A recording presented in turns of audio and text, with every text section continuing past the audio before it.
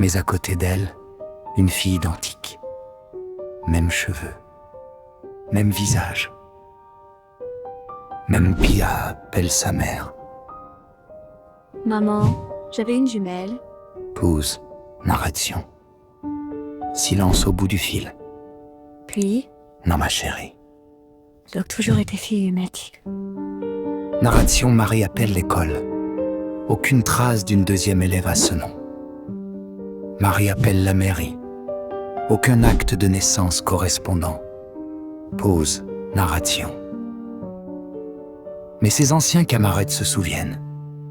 Tous. Narration. Elle s'appelait Lucie. Elle était bizarre. Elle a quitté l'école en cours d'année.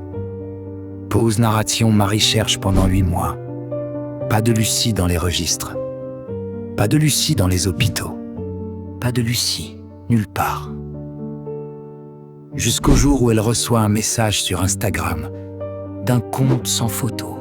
Sans. Docteur Philippe Renaud, chirurgien cardiaque à l'hôpital Necker, Paris. 32 ans de carrière, 0 incident. Ses collègues le décrivent comme brillant, discret, dévoué. Il part chaque soir à 19h sans exception.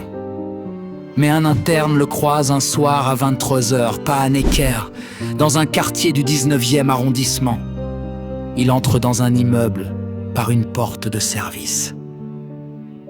L'interne en parle à un collègue. Le collègue en parle à un autre. Personne n'ose poser la question. Jusqu'au 12 février 2024. Un homme de 40 ans meurt d'une hémorragie interne dans le 19e. Les urgences arrivent trop tard. Mais sur le corps, des points de suture récents professionnels, faits dans les 24 dernières heures.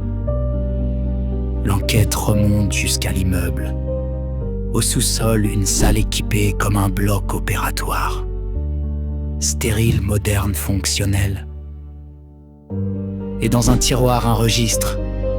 47 noms, 47 opérations, toutes signées du même chirurgien.